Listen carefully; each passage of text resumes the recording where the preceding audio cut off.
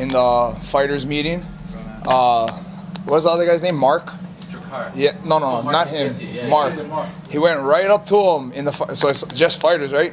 Right up to him, sat right next to him, and I was like, hey, like blah blah blah, like just talking to him, cool. I'm gonna knock you out tomorrow. And I was like, oh shit, these fuckers gonna end up fighting right now. And then what happened? Nothing. They're just talking shit back and forth, like back and forth, and I was laughing because when they line us up in the weigh-ins, remember they put security in between the two of them? I thought the security was for Gaethje and Mike Johnson, but it was for them too, because they were like just talking shit to each other nonstop. And then nobody really like realized what was going on, and then they kind of realized. But I mean, they were talking shit and pissing each other off, but they weren't trying to fight each other at the moment. Talk about your win, Brad. Impressive victory over Elias Theodorou. He's a tough guy that people have had trouble figuring out. What was sort of the game plan going into this fight? You feel like you executed it? You know what? We knew that going in. It's one of those things. Elias is one of those guys, very awkward in his style, but it works for him. It's hard to figure out his timing and tap into his rhythm because he keeps changing it up.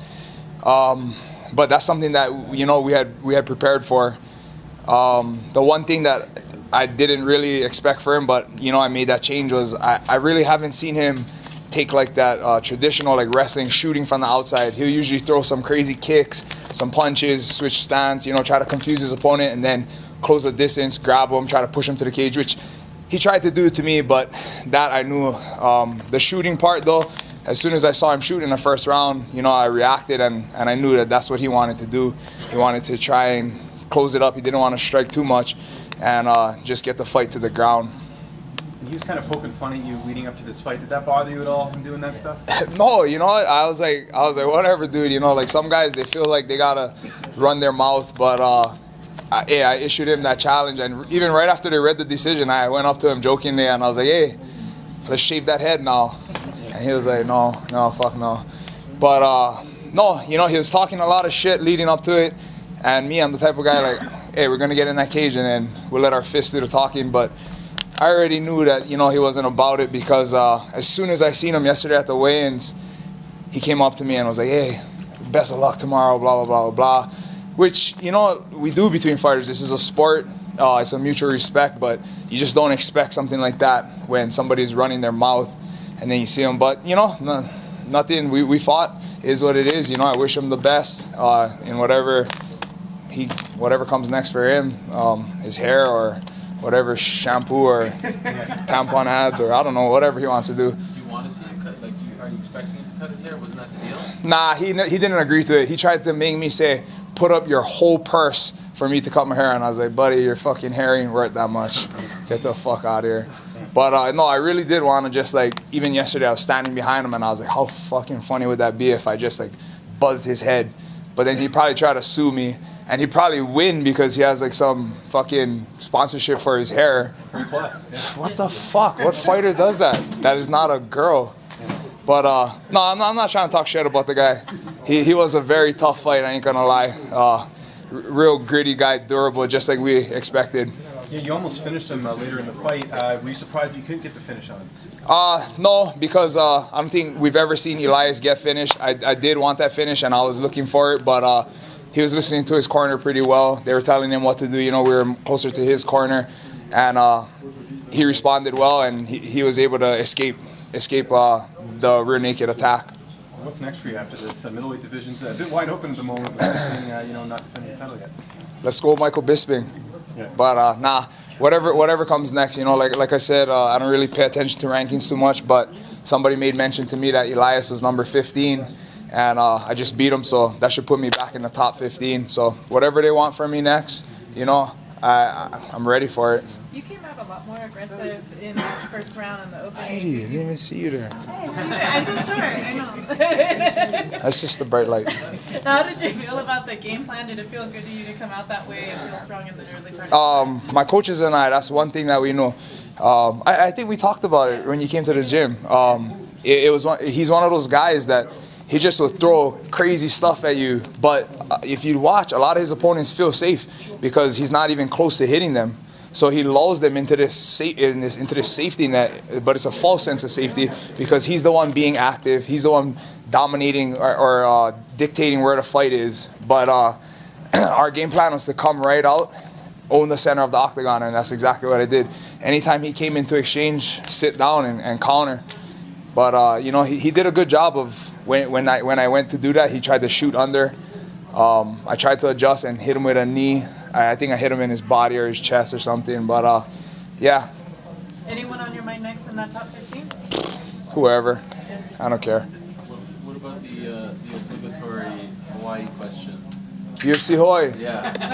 Dana, UFC Hawaii. Come on. Well, with Max now, do you think it's going to happen? It should. I How mean, close are we?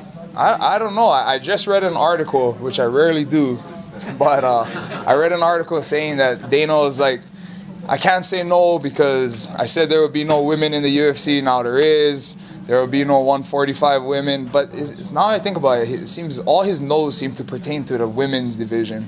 But I don't know. Whatever the holdup is, I mean, we need a UFC event in Hawaii. If any of you guys, I'm sure you guys have been following the sport for years, you know how big it is out there. You know, started in the Super Brawl, then to the Icon, Rumble on the Rocks. You know, it was huge. Some of the biggest names in this sport have fought in Hawaii. The fans out there are crazy about it, and I'm sure the show would sell out. But, I read it was about a venue thing, so I don't know. Hopefully they get it figured out. They've had gymnasium fights in Brazil with like 5,000 people, so why not do it, at the Blaisdell Stan Sheriff or wherever they need to do it. How do you feel about the state of BJ Penn's career? BJ Penn is a friend. I love that guy. To me, he's done enough for the sport, but I understand why he keeps doing it. Growing up in Hawaii, especially where he and I are from, is part of your spirit, being a fighter. And I think he can't get rid of that. He can't ever shake that. But the sport is getting a lot of these newer, younger fighters that they have their youth and they're getting really good. People are starting to train younger.